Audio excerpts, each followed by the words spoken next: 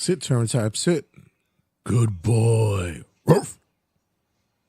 5, 4, 3, 2, 1, 0. All engine running. Liftoff.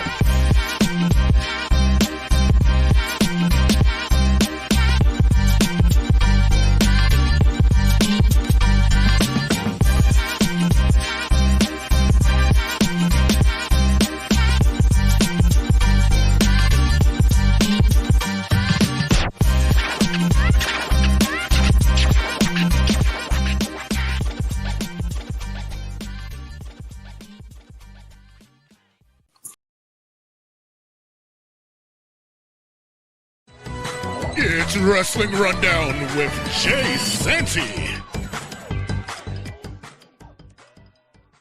Live from New York, it's Turnbuckle Tabloid.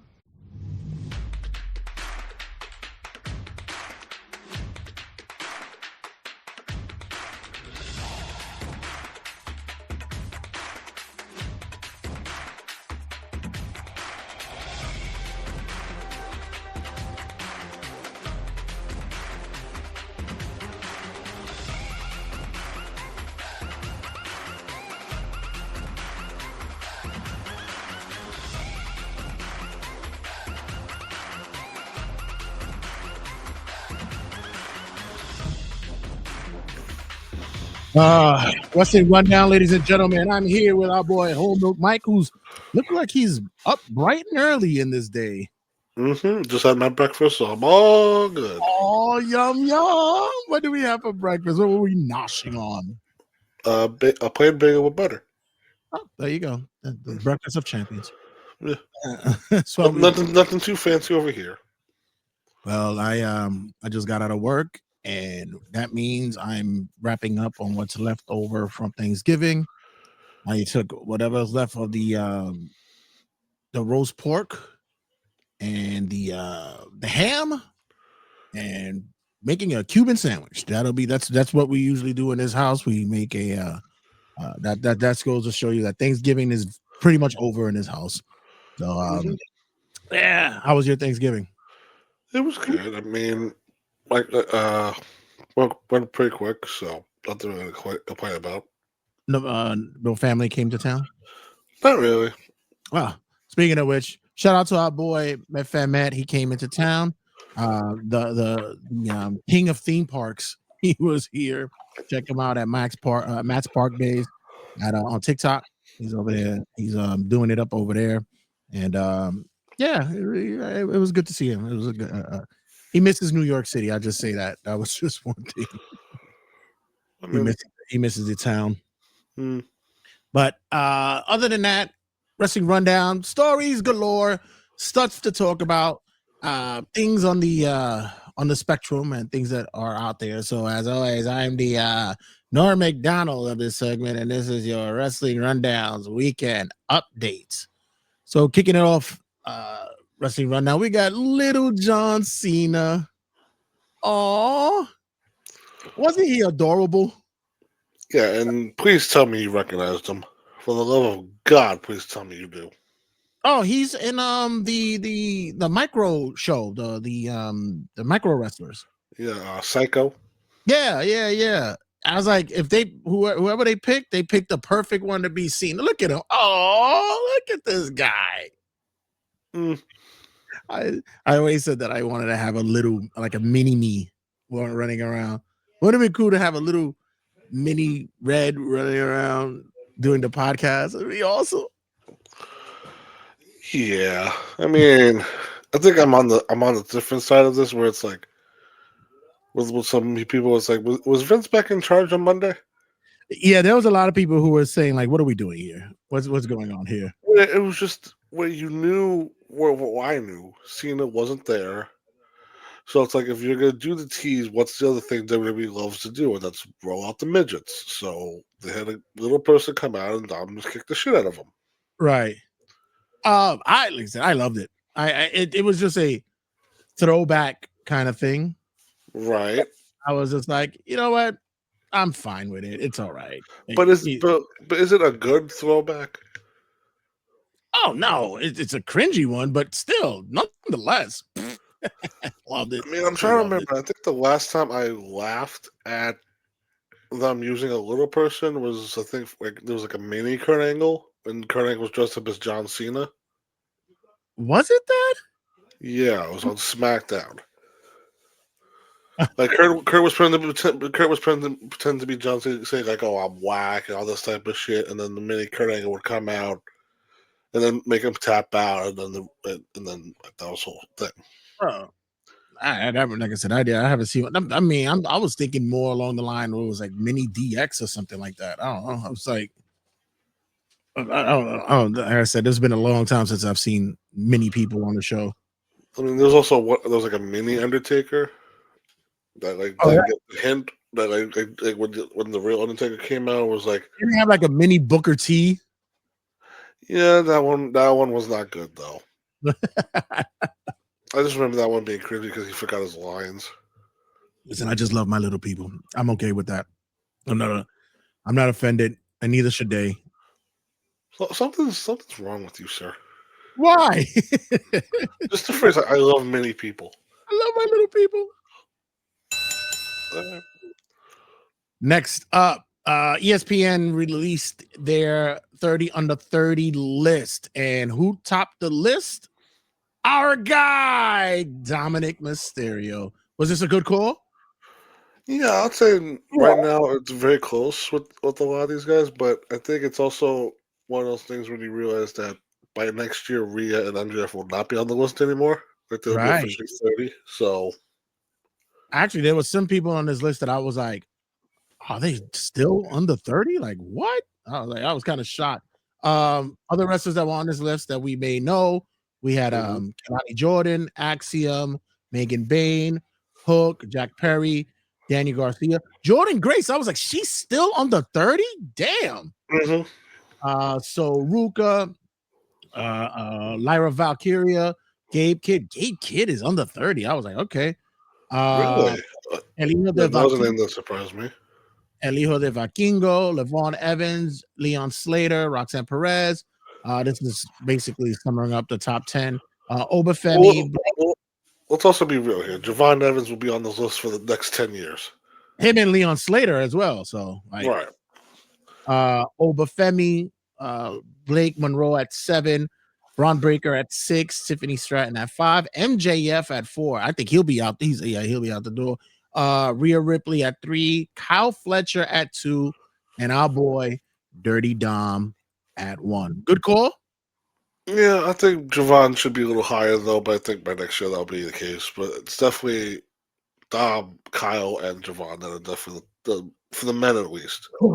Yeah, Dom's been doing some work this past year or so.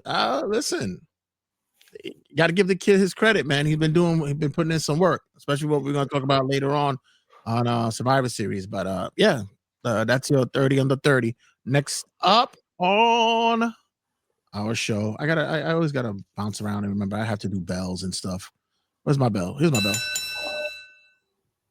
There we go. What the hell is this? Next up, we have Penta unfortunately went out on Raw this past week due to a shoulder injury. This occurred during his match against Solo Sikoa.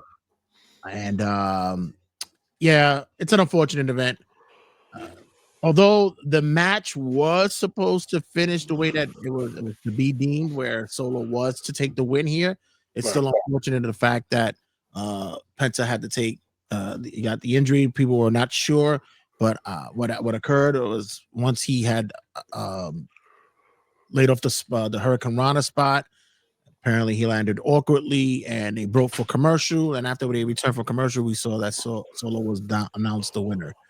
Unfortunate right now, seeing as though how over he is. Your thoughts? This was definitely awkward to watch on Monday because like they went to break. I guess they were trying to see if he was okay or like check on him. Dude popped his shoulder back in, right? But the WWE was like, no, we're not letting you continue. Yeah. And I was like, so why did you let the fucker pop his shoulder back in? Why didn't you just like throw up the X and just say, you know what, that's it? Why? I get like the timing of it too. But it was also like when you came back, it was like, okay, never mind, he's done. Let's move on. Let me tell you something. If he popped his shoulder back in, which by the way is not an easy task to do, We're not wise either. No, but reason being is because he must have this injury before, and usually that happens if you're able to pop your shoulder back in the way it is because it's a previous injury, pre-existing injury. So, but yeah, it's unfortunate this occur, and with the shoulder injury like that, usually comes in and out. He'll be bouncing back soon enough. How soon? Probably by the new year. We'll probably see him returning by Rumble, maybe even sooner. Like I said, if shoulder injuries, when you have those that pop in and pop out like that, it's because they're a common occurrence. I forgot who's the other wrestler that this happens to. And he says, yeah, like it just takes me a couple of weeks to get back in. It's not too long of a time. The timing sucks because they just announced that the Penta and Phoenix are reuniting on the AAA show in December. Right. So he's done. That's not happening. I don't know if that's gonna be like something that happens that fast, that recovery time, but we'll see. Yeah. Next up, it looks as though as the Headbangers will be calling it quits. You remember the Headbangers, don't you? Headbangers. I mean, probably enough. The Headbangers. They're set to retire in 2026. Mosh and Thrash had a fun career during the Attitude Era and such. Their gimmick was pretty much being headbangers, as they would be being in rock concerts and wearing I guess kilts or skirts, whatever it is. Marilyn Manson fans. Yeah. But you know the weird thing is to me is that I don't buy it in their real life. Listen, wrestlers, wrestlers never really retire, right? I mean, that's the whole point of this. I mean, how many times did Terry Funk retire and then come back? Yeah, the old funkster, never really could walk away from the. Oh, he's wrestling in heaven right now. He's not retired even there. So. That's true, but it's also like, can anybody name me a good headbanger match? I was gonna ask you that. Like none come to my head. The funny thing is, character-wise, it was okay, but when the bell rang, it was like, oof. Yeah, I was gonna ask you that. I said you've been one who's been delving into the whole Nitro and Attitude Era stuff. I would have imagined that you've seen one Headbangers match. They won the tag team titles at least one time, right? That was a fluke. It was one of those funny things where like it was like an Austin thing related. So his pop got moved to theirs, and like, oh my god, we're over. It's like no, they're cheering for Austin. Which one was it that became Beaver Cleaver? Chaz Beaver Cleavage. Yeah. Yeah, that was Chaz. Yeah, Chaz out of the two got the more pushes out of them too. Because I think he also did like a team with D'Lo Brown called Lowdown. Oh, okay, all where right. They pretty much just wore track pants and just shame D'Lo Brown's like flabby stomach. Lowdown, and then they gave him turbans. Yeah. I vaguely remember that. Nice. But Headbangers, I mean, good for them. If they're ready to come across, that's on them. But I think the good question is, would you consider them WWE Hall of Fame material? Everybody's getting into the Hall of Fame these days, Mike. That's the perfect answer. Everybody gets them. We recently heard news of the real reason behind Andrade's release from WWE. It seems as though that Andrade had been using some medicines, some supplements from Mexico, which is legal there, but barred in WWE. And he needed the medications to continue from his recovery from injuries and such. And while alternatives were offered to him, he refused, and WWE had to release. That being said, Let me look at the photo. He debuted. I mean, yeah, he looks great there. He debuted in AEW not too long ago, and then magically just disappeared. And it seems as though that he had a clause that was not I guess understood by him or disclosed. So WWE has him off TV for a year. Yeah. So when you don't wrestle for a year and your job is to be a wrestler, what do? It's like you go to the fucking office and work in a cubicle. Right. I guess I don't know, you go find a gym and you work with somebody to help them get into the wrestling ring. I don't know. Like it's personal trainer. Right. So I mean, I guess the money that he made in the States, he actually can be considered like a millionaire in pesos out in Mexico, wherever it is. So I believe that he'll be just fine with that. But yeah, I guess. Does WWE let him go? Because there is discussions that his lawyers are involved in probably negotiating an earlier release, or they just bring him back. Well, the thing is too is that this whole 1 year ban is all bullshit. That a bunch of attorneys have spoken up, even like David Otunga said, this contract is not legal. There's no way this could be enforced. So if Andrade wants to start working really soon, take WWE to court, take TKO to court, and get a ruling on this, and so you can start wrestling again. Right. Because you can't stop a wrestler from wrestling for a fucking year. Yeah, that's just ludicrous. Usually they have their 60-day or their 90-day clauses, but a whole year. Why? Because you're saying there's a breach of contract? That's bullshit. Yeah, it's not enforceable. There's no way. Right. So we'll see how this plays out. My thoughts, I actually believe that they actually would bring him back. Even though he doesn't want to be there? He never said he didn't want to be there. He just says that, they left on the applicable terms. And, if this is what part of his regimen and stuff, they have to find a way to either keep him to stick to his regimen, or he just can't be there. I mean, they should make a shirt if he does come back where it's like leave, kill Omega, come back. Right. This is so he went WWE, AEW, WWE, AEW. Yeah. The leapfrog effect. There should be a frog jumping back and forth from company. The Mexican Jeff Jarrett. Right. Remember how many times in the 90s he jumped back and forth? Oh, yeah.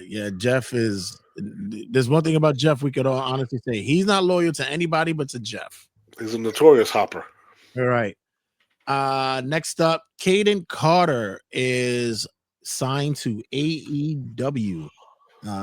Apparently, she impressed many agents and such with her match not too long ago, and they've given her a contract.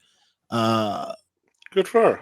Don't remember her much as a singles because I've always remember her as in a tag, but when the match that I saw of her recently, she still holds her own. She's good. She's good money by herself.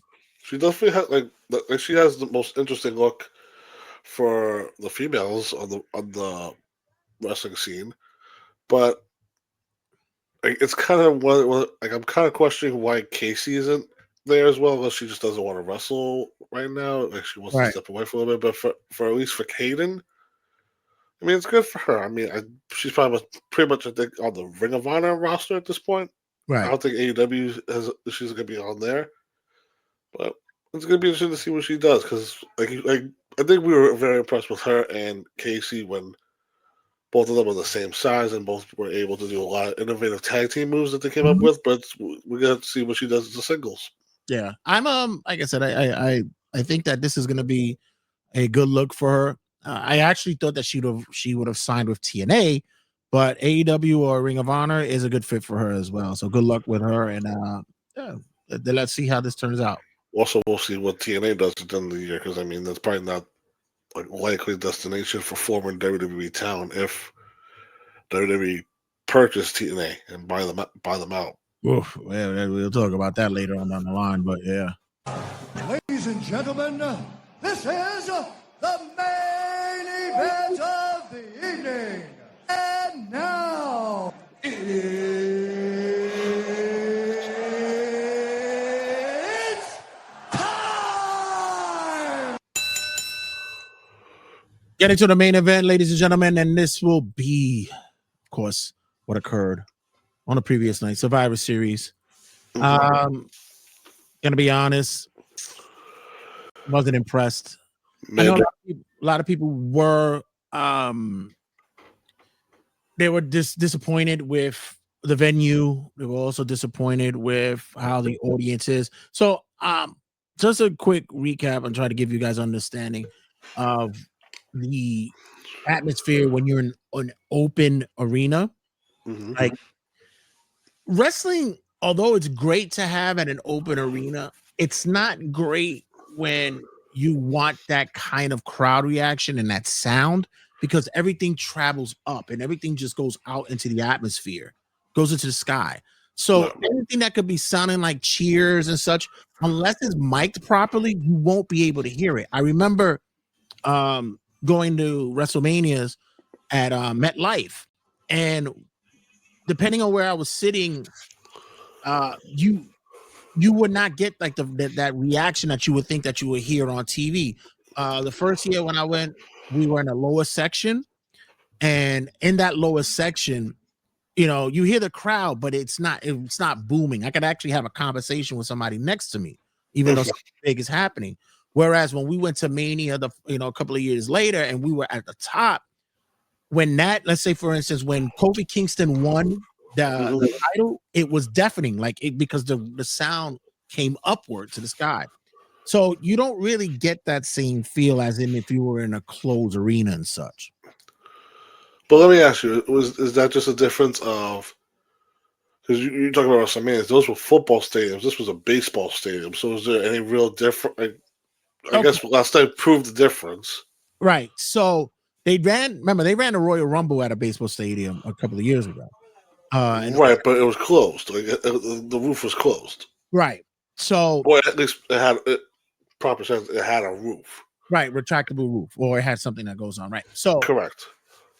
Dimension wise, with a baseball, since the dimensions of a baseball stadium is so awkward because of like the outfield and how all the walls and it's a weird, and that's why I said when I was looking at it, it's a weird way to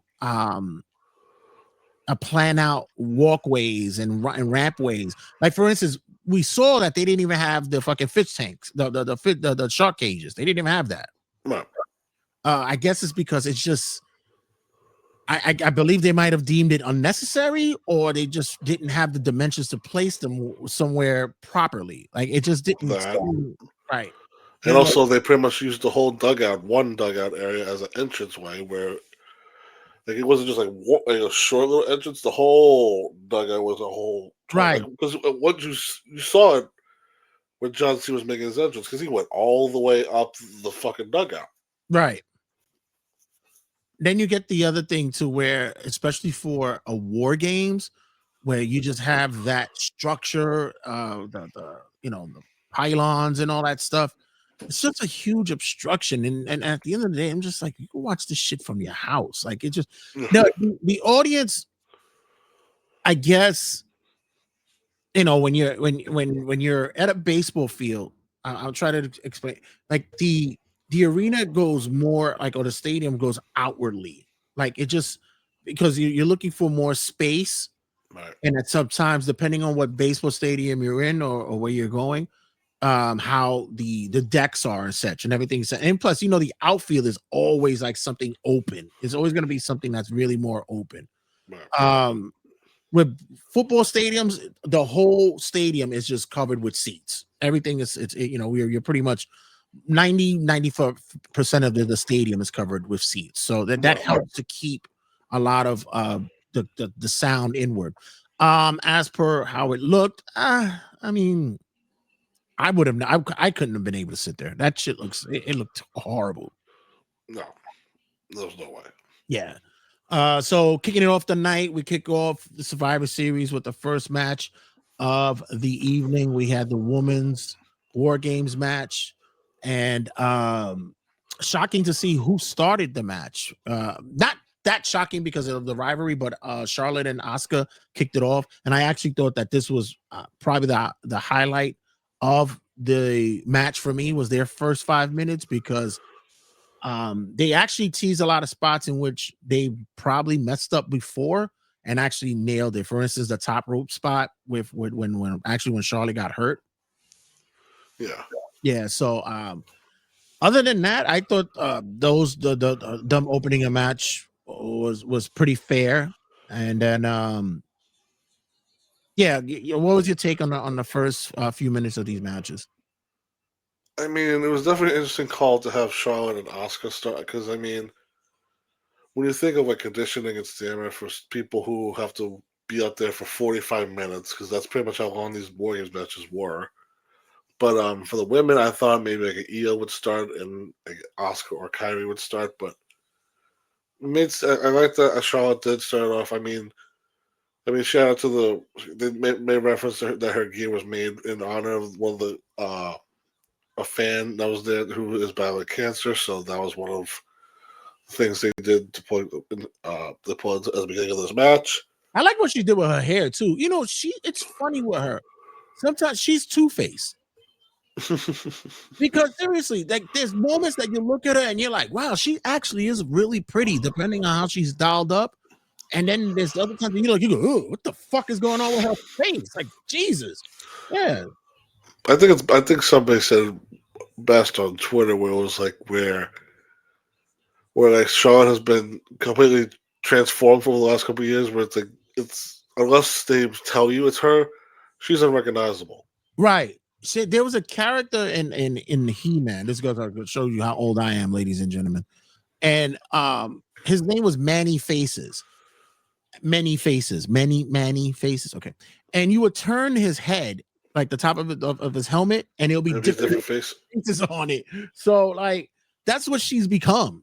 But the other interesting fact to me is, as we noticed, Charlotte and Asuka, two of the oldest women in this match, started off the match. Yeah. Kudos to them. Right. I mean, also shout out to Rhea, who had her face mask, who I believe this is the second year in a row she's had a face mask on because of an orbital injury. But it was in the style of the Terrifier, or the Clown. The funny thing about that is she's one that, yes, she's been wearing this mask. She has a protective gear, and it fits. It's been working for her Right. through it all, but doesn't stop her from doing the headbutt. Right. I mean, doesn't stop her at all. It's like it's the doctor tells her, like don't do anything stupid, like don't hit your head on anything, and then just like cuts her, just like headbutt. I guess like it's like protective, but it's like one of those weird things where it's like don't do the thing that hurt your face in the first place. But afterwards we get Io. What do you think of Lash in this match? I actually thought that she held her own for her first time out there. It was a smart booking to get the two big women for the heel team to come out at the end. Thought it was smart of the placement. I think they really have some high expectations for Lash. I really do. I think the company really does believe that she's going to be on that next level of women's wrestler and such. Congratulations to her. Wasn't she? Didn't her and Trick just Yeah, Trick proposed to her over the weekend. Congratulations. I hope he didn't do that corny shit where he put the ring in a fucking banana pudding or some shit like that. Like, it's on her YouTube channel. You'll see what they did. Oh, okay, yeah, because people do dumb shit like that. They'll put fucking. Why would you put a ring in stuff you're gonna eat? That's fucking stupid. Family was over, and then they'll take like a picture, and then he's like, "I have something to ask you," and then we got one knee in front of everybody. Well, the traditional way, but it's also one of those things where you see Lash getting a big push. So like Trick is also another one of those guys where, if properly pushed, he's gonna be a big star for them. But I thought when Lash was tossing Alexa around, that Alexa was definitely gonna get hurt on something. I was definitely wincing a little bit because like Lash threw her in the direction of one of the trash cans. Yeah, and I was thinking, that Alexa's gonna get hurt, right? And then she's gonna be gone for a couple months. Yeah, but no, Lash held her own, and then I think we just have to talk about it, where Io has her own branded trash can now with her logo on it, and then she goes on top. And then I don't know if you like this or not, but AJ Lee is too small. She can't. She Hilarious. can't hand the. Hilarious. And then Rhea just puts her on her shoulders, and then she just hands the trash can off. And I think this may have been the most insane trash can dive I've ever seen, because she just jumps forward. This bitch flipped over. Yeah. Yeah. She She's awesome. yeah, a lot of people are growing to love her more and more, and it's well deserved, because she even her that moment she had with Oscar early on in the match, when she's digging her face into the grate and stuff. I was like, I like this. I like to see this work between the women. It's although there was some miscues here and there, but yeah, the just the overall match itself, I was surprised that Becky tapped to AJ. But it's funny enough you called it. Yeah, and I was surprised. I figured, maybe like Kyrie would be in there, Kyrie's in there just to eat the pin, but no, they did the thing where AJ once again made her tap out. But then I don't know how you feel about this, but Becky's characters now was like where she said, "I wasn't tapping, I was calling my teammates over," and that referee Jessica Carr didn't understand what I was doing. Yeah, that was hilarious. I think she's pretty much stealing Sammy's conspiracy theory gimmick. Oh yeah, or that you got to work with the whole heel action of what's going on, and it's very Bobby Heenan. Bobby Heenan was very much that kind of manager. That's my guy never got pinned. What happened was that idiot Joey Janela was in the wrong. Like he was in that whole fucking shit. Did you see Marty try to jump through the window? Right. Oh my god. So but I think it's safe to say out of these two war games matches, the women, I think once again stole the show with their war games match. Yeah. Like I said, it wasn't horrible, but it was a good kickoff match for me. Because when we get to the men's, I think there was too many inconsistencies for me to say like come on, like the men should have known better, or at least there could have been some planning of things better. But I think the women did better, or at least I enjoyed their match more. Women's War Games match. We get the faces get the win here with 41-10. The next also match, by the second match, the sun was gone. By the way, I don't know what time zone it's over there in San Diego, but it was like the women had the light, had the sun, and then by the time we got to second match number 2, it was gone. Oh yeah, and they're on daylight savings with us as well. So I believe so. I think they are. Yeah, they should be. Yeah, on daylight savings with us. So yeah, because we start at 8. I mean, for us it started at 8. They're at 5 over there. So yeah, by 6 o'clock, yeah, it's getting dark over there. Yeah, it's true. By the way, were you watching on ESPN? No, I was watching a bootleg. Did it work? Not named, but I was able to watch a lot of the stuff. So did the stream work well for you? Yeah, because I got a lot of people saying that ESPN was sucking really bad for them. Yeah.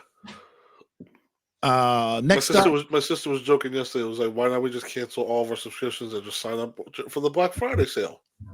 Oh, I see what you're doing. But I was like, too many passwords to remember.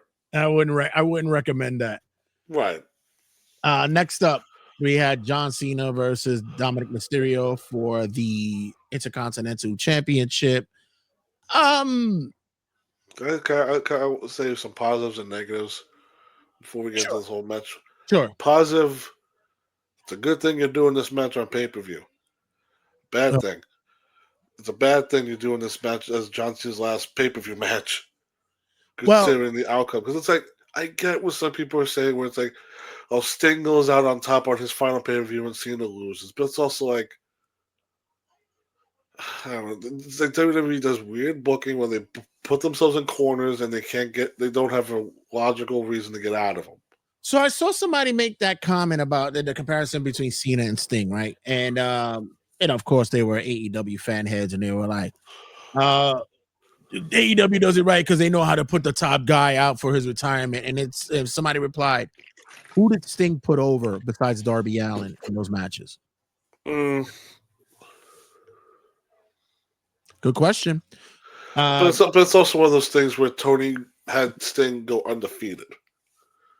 Right, exactly. And that was his decision to do. For Cena's whole year, he's had, I think, a fair share of wins and a fair share of losses, where it's like, that's not the kind of year you would want to have for him, but it's also like, I don't know.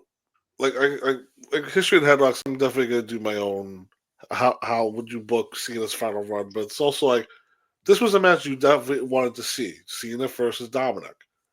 Where it's like the future versus the past. Right. And now it's like, logically, do you want John Cena going into his final match as Intercontinental Champion? Do you want him to just say, you know what, or have him on January 1st be like, you know what, my career's done. Here's your belt. Let's have a tournament. Where WWE, I think, is just like, you know what, like, we got to, I understand what WWE is doing, where they're going to put over the new top heel. But also, it's like, again, at the expense of John Cena. This is where John Cena, like, people want John Cena to be political and say, "Fuck off! I want my perfect year." To be fair, there has been some rumblings that Cena has had his hands on, for the most part, with the booking of this. So let's just say that this is him calling his shot as well. I guess we'll find out on the next season of whatever the fuck that show's on Netflix. Unscripted, Unreal, whatever the fuck it is. We'll find out how that goes. But I wouldn't be surprised if that did happen. The only thing that they probably told him is like, hey, you've never gotten a IC championship. Maybe we should get one for you so you could be a Grand Slam. So I can see probably that happen. And I mean, we didn't really expect for him to hold this title for long anyway. I was more appreciative of Dominic getting the opportunity that he's been getting, especially with a guy like Cena. You know, this is a kid a couple of years ago that everybody was like, fuck him. Like, just looks because better. Ray's son, and this is the look that we're giving him, and now what he's getting, the opportunity he's getting, and he's not squandering it. He actually looks good when what he's doing. I mean, for the love of God, I don't think people are really saying it, but he's holding a belt that your favorite wrestler Kenny Omega held once before. Oh, the AAA title. Yeah, so that means he's on the same level as Kenny, buddy. That's a good one. Yeah, that's a good one. It's true. So, you want to talk about the power bomb that Cena gave this kid, and people really thought this kid broke his neck. Yeah, but yeah. I was gonna ask you about that. What's your thoughts about it? I mean, I knew as soon as I saw Raquel and Roxanne, I was like, "Uh-oh, here we go. Here comes the Judgment Day shenanigans." Oh, here comes Finn, here comes JD, and then I was definitely shocked to see Raquel and Roxanne do their finishes on him. Right, but it was also like that, of course, the Cena LOL where he kicks out of all four of their finishers like nothing, and even Dom's finishers. But then I did call it where Liv Morgan's music hit, and it was definitely interesting to see where they took this, where she came out, kicked Dom in the dick, and then she pretty much like saddled John Cena. Yeah, They jumped on him, and then they did the face thing where, very creepy, I will say, because her eyes was pretty much just like wide, and then she kicked him in the dick, threw him in the direction of the ropes, 619, frog splash, and Dom is the new champion. I wasn't upset with it. I was okay. You pretty much knew that this is what we were gonna go out with when it came to him retaining the title. You have to throw the kitchen sink at him and do everything you can with this match. I wasn't upset with the outcome and how it was going to unfold, but you did call it. You did call the returning Liv. This match went 1640, and Dominic he retains his intercontinental regains his intercontinental championship. Next up, for the Women's World Championship, we got Stephanie Vaquer versus Nikki Bella. And new gear, still same old Nikki. I didn't want to say it. Didn't want to say it. Yeah. It's it's a joke at this point, isn't it? It's definitely a joke on us, right? I mean, it has to be, right? This is just. And I have nothing against Nikki. It's not like I want this woman to die, like nothing crazy like that. But it's also like, can people wake up and realize that she's not that talented, or at least that she's not on the same level as these women now? When you wanted a C word on TV during their era, before the whole woman's evolution and whatever the case may be, like her and Bree were those kind of women. They were trashy, but yet also very very, like I said, Annoying. annoying, and knew how to be bitchy and such. They were the typical women that represented the old ways. Right. And which is always funny when this woman, Nikki, like delusionally says, like, she started the Divas Revolution. No, you caused it in a certain way because of the bad booking. And I kind of believe at the same time all right, so I can agree with somewhat of what she says, because of her saying, like, because of us, we got more TV time, rather than just 3-minute matches and such. I get that, but there were so many other people, so many women on that card, on that roster, that should have gotten more TV time other than them. Okay, so yeah, she's kind of right with what it is. Mm-hmm. But as for her in-ring ability, I never understood how people could actually put her in the same league as in a Beth Phoenix, as in Trish, Lita, a Trish, Lita, or why does it? Oh my God, Gail Kim, Natty, Natalia. Like, how were you putting her as a Gail Kim? Like, how would you even put her in the same league? but it's also crazy when you say Natalia because it's also like she defends them Because but that's what she's gonna do. They're because they're all friends. friends, and Do I believe Nikki's a hard worker? Yes, but it's also like her stuff is not polished. Like last night, everybody's definitely seen it where Stephanie does the Devil's Kiss. It's the most over move on the roster right now, especially for her. And you hear her screaming, "Get on your knees!" Because the way she gives the move is like Nikki, the opponent has to be on her knees for Stephanie to do the bounce. And let me tell you something. I watched the video last night where there's an indie wrestler that is doing the move as well, Mm-hmm. and you can immediately say to yourself, "Now I know why she's probably the better out of anyone to do this move, because she makes it look so effortless and so fun to be a part of. When you watch somebody else try to do it, especially in the indie level, it looks painful. It doesn't look fun. It looks horrible. And because the design of the move is just for Stephanie just to shake her ass, pretty much, to jump up, bounce up and down on her knees. Right. And but Nikki definitely was on her knees when they on the announce table. I've been listening to a lot of reels that have, and I sent it to our wrestling group chat on Facebook, right. And I've been hearing a lot of stories like from Jericho and such. Which, by the way, I forgot to mention on Wrestling Rundown for one of the news stories, but we'll probably do that in the next episode. Mm-hmm. But you hear Jericho speak about how matches are set up, or how certain let's say the Money in the Bank. Everybody questions, how do you remember everything? And he's saying, no, it's not even remember everything. You just remember your spot and how to get to that spot, and that's it. Right. Once Shelton runs the ladder and drop kicks me off the ladder, then it's Christian to get into his spot to know his move. Nikki does not seem to know how to get into the choreography of wrestling, and she's been doing it for years. She's a Hall of Famer. This is what I'm saying. If she's in, the Headbanger should be first ballot. This is ridiculous. What are we talking about here? It's one of like you said, like she doesn't have that quickness of her. Be like, okay, I'm gonna do this and then transition to this. It's just Pick person up, do move, and then pin, or rest and then do another move. There's always that finesse when She you look. doesn't have that. No, not at all. She's not the smoothest wrestler in the world.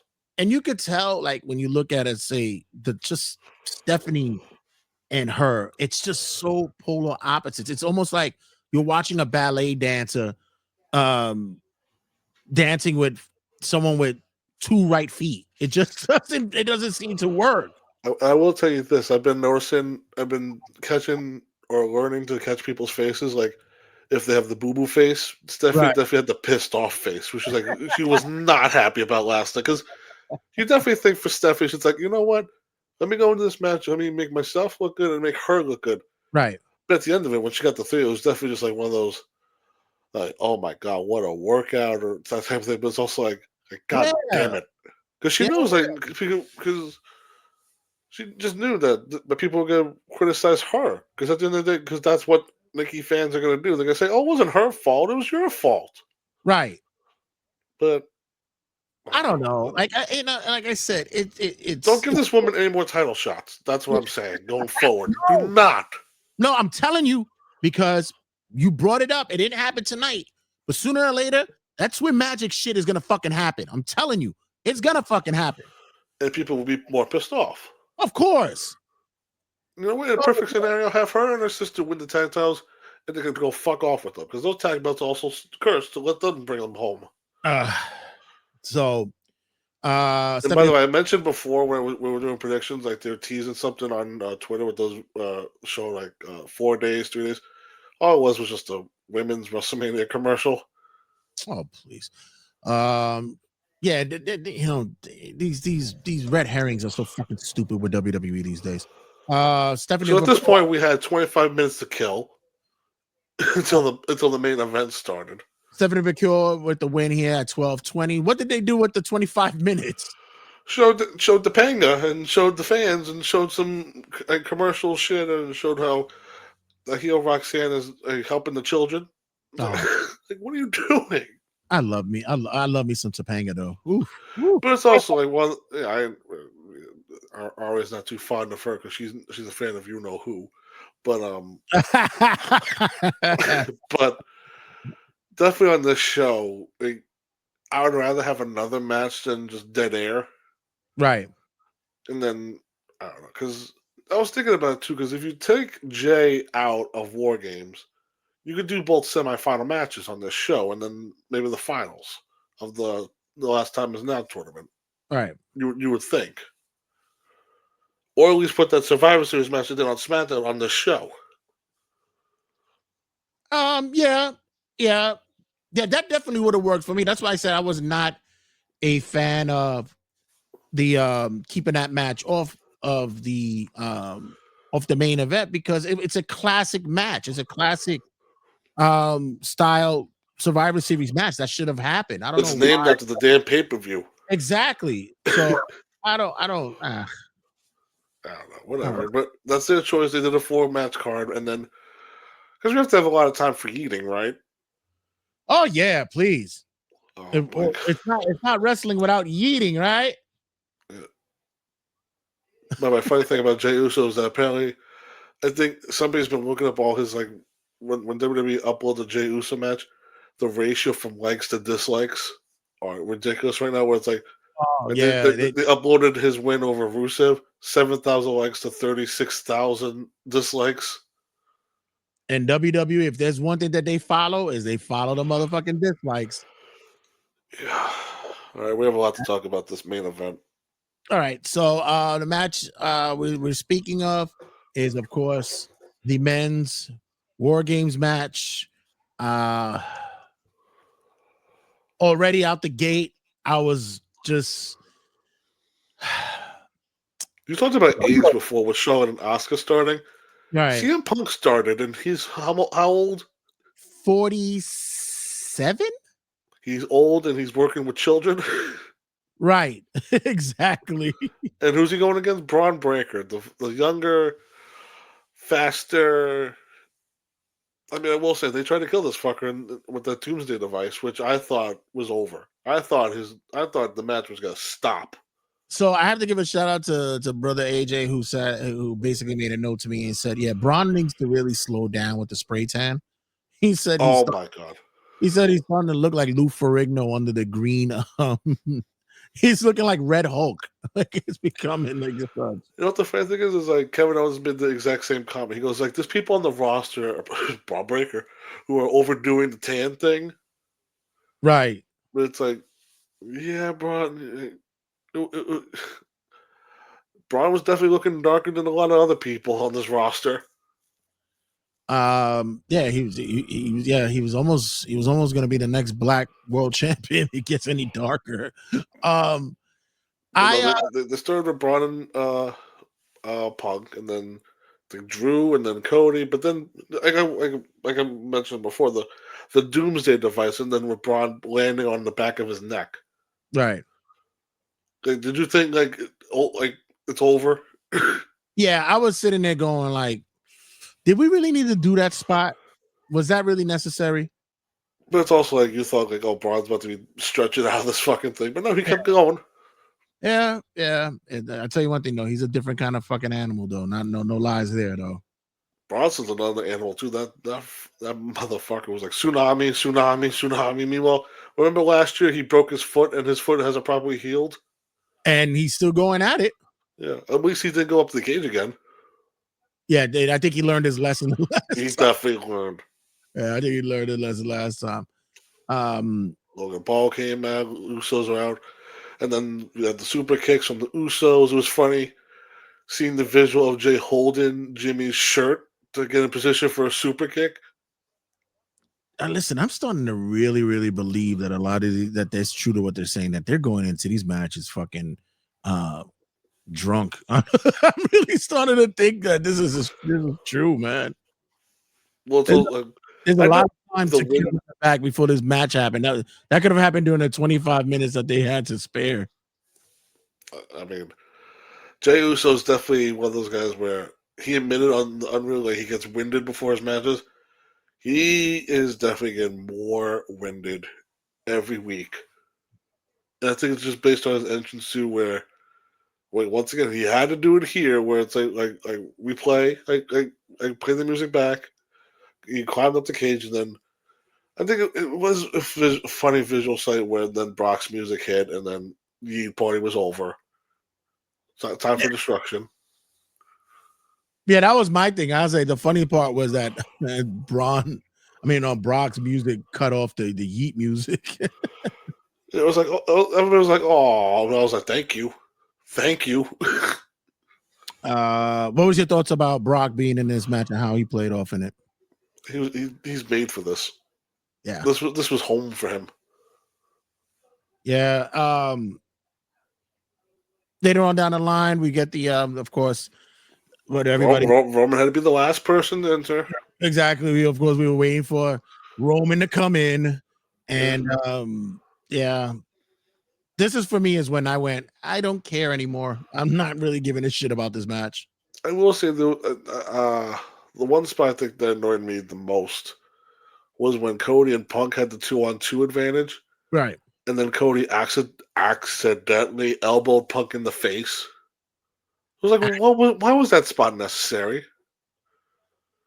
Like, you're teasing tension and it doesn't make sense. If you want to, if it was going to be, if it was 3 people in there, not just, the fact that it was even, and then the heels down, and he just swinging at nothing, and then he hits his own partner.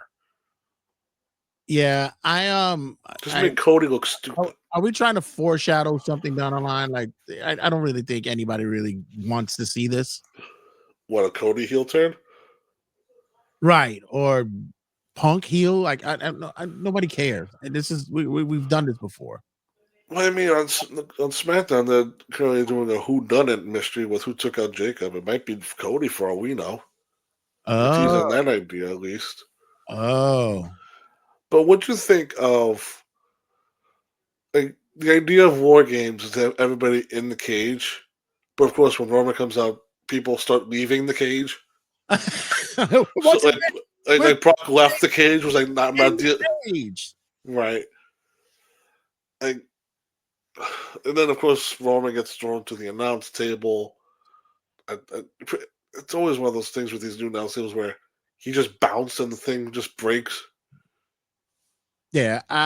Like I said, everything started becoming more cliche for me during this match until we get a surprise, a mystery entrant into the match. A fan entered the ring, pretty much. No security went and tried to stop him. Well, did you see how fast this fucker went up the cage? Oh yeah, I mean, came in masked, hoodie up, and all that. And I'm like, oh, again with this whole nonsense. And I'm thinking, is it another fucking Uso or is it another fucking Samoan? Is that Lance in Hawaii? Yeah, exactly. Like who is that on Zilla? Is that Zilla Fatu in there? What are we doing here? Zilla's wishing it was him. All right. And super kick to Punk, comes off the ropes and hits a curb stomp, and then immediately everybody goes, "It's Seth Rollins," and that's like, no. No. Immediately just looking at it, I was like, yeah, that's not Seth. That guy is bigger than what Seth looked like. What and what did Ari tell us in the chat last night? I recognize that ass. It's Austin Theory. And I was like, that's one way to tell. I'm glad she said it and it wasn't me. Because but it was definitely like everybody was looking at him. Everybody was looking at him. Was like, who's that body type? It's like it can't. If it was definitely Seth, I think all of us would be pissed off with the fact that they got us again with the second injury, right? Fake out, but I think we saw this all this morning. They're like, oh, it's going to be revealed it's Austin Theory, and then we'll get into my thoughts on that. But super kick, curb stomp, immediately runs out the cage, and then you think that's not enough. Punk gets up because Braun has to do his running the ropes for the big spear spot, and he pins Punk. Yeah, we get the we did call that the heels would get the win here. I don't think we didn't call that though. We didn't get. Heels get the win here at 40-30. They were just a 40 seconds under what the women's match did. Jesus Christ. 40 seconds. I will say the visual of Brock raising hands with his team was probably the most weird thing I've ever seen in my life. Yeah. Because Brock does like people and he's like, come on, Bronson. Hello, Drew. We won. It's like, what are you doing? And then Brock goes off into the sunset. We don't hear from him again until Royal Rumble. I was about to say we're not going to see this fucker until Saudi Arabia. All right, so but the show didn't end there because then they had to do a weird cliffhanger with Roman staring down Cody and Punk, and him just saying good teamwork, and then we go off the air. He tells him, he says he shook Punk's hand and looks at Cody and he says, "This is the last time we'll ever team up again." Oh, that's what he said. Yeah. So apparently they must be looking at probably running back another WrestleMania with Cody versus Roman for the title. Do it at the Rumble. Yeah, you want to get it out the way, right? Right. So now, can we talk about this Austin Theory thing? If it's going to be him, the Austin Theory. You know what? That's clever. That's our real for this one because. Remember years ago when he had that weird push from Vince McMahon? Because Vince saw something big in him. He won the Money in the Bank. Then Vince gets outed out as a pervert. He has to leave the company. Right. Theory then cashes in on a mid-card title and loses. Then he wins the title back. He goes to Mania. He beats John Cena. Then he loses the title during the summer. It was not a proper push for Theory. Can we just agree on that? Oh, definitely. And I've been saying for the longest time, like, this kid deserves his opportunity. I've been saying he's got the look. He's got fucking, the ring skill. He's been doing this shit for years. Right. His body's in great shape. And he's actually, when he's on heel mode, he could be a fucking sniveling little piece of shit that people will not like. But now... He was Team of Grayson. Well, he was pretty much a dumb jock for the last year and a half. Right. Then he's missing. The team of him and Grayson are apparently done. And now, what? I guess join the Vision, join the Bronze, because I think Heyman still likes him for just because, like you said, he has all the ability, he has the look that you would want to have on your top heel, but like, is it gonna work? Like if they, like on Monday, if they take the hood off and it's him, are people gonna care? I think Or what people needs, just gonna look at him and say, "Hey, it's the loser." I think the one thing that's gonna happen is if he does go in, Logan gotta go. He's just not gonna fit there.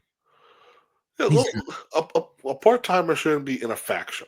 right. And I think with it's that's Austin's role is Logan. That's his role. The only thing is that Logan is, famous. He's got all these followers and shit like that. And he is a fucking heel in real life in people's eyes and such. But at the same time, I could see Austin like turning to him and like letting him like, you're not us. You're not one of us. We do this for a living. This is our job. And like trying to get him kicked out or fucking, it's his role. I definitely could see the promo where Heyman is like, or at least Theory's gonna say, for like, all those months that I've been sitting at home, I got a phone call from Mr. Heyman. Right. And he reminded me of who the hell I am. And then Yeah. that's gonna be like, just my thing is like with everything we've seen, like us fans are not stupid. We remember everything this company does and what they do to these people. Is it at the end gonna work, or are people gonna honestly care? Well, that, and I hope that it's something to that measures to where he brings it up to say like, hey, I was once looked as to be the future here in this business, but then X, Y, and Z occurred, and now and I became long forgotten, and if it wasn't for Heyman, I would have probably even thought about not even coming back to this shitty company, something like that. And then finally, this all culminates until he gets the push that he should have been getting fucking years ago. You know, it'd be funny if he mentions like when he's at home and he gets a phone call. He should mention. And at that moment, I thought I was getting released, but then I looked at the car ID and it's not corporate. It's Heyman.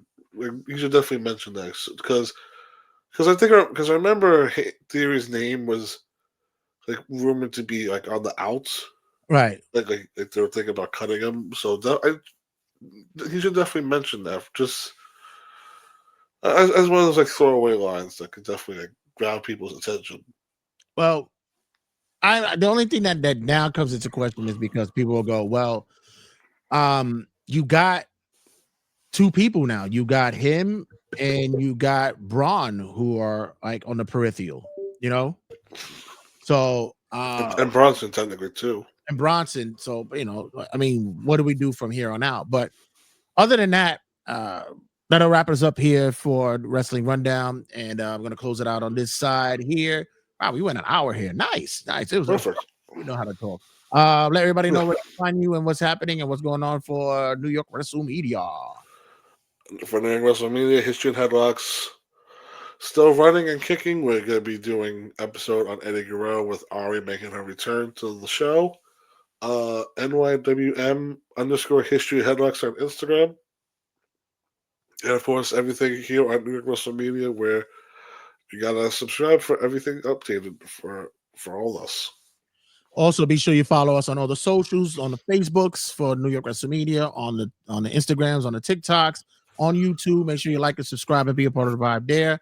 Also follow us on Rumble. We are now on Rumble. I'm gonna test the waters out. So far, we've been getting a little reception over there. It looks like we're getting some views over there for starting off. So we'll see. And also, you also be sure to follow us on the podcasting outlets. Make sure you check us out on the podcasting airway, Spotify, YouTube Music. We're everywhere, guys. Well, all the episodes on New York Wrestle Media is also going to be on audio, so you guys check us out there. And as always, guys, check you guys in a sec. 2, 1, 0. All engine running. Liftoff.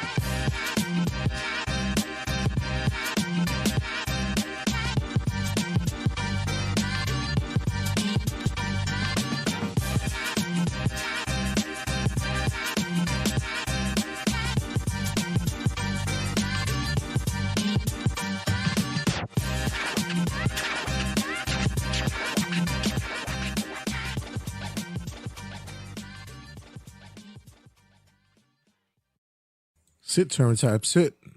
Good boy. Ruff.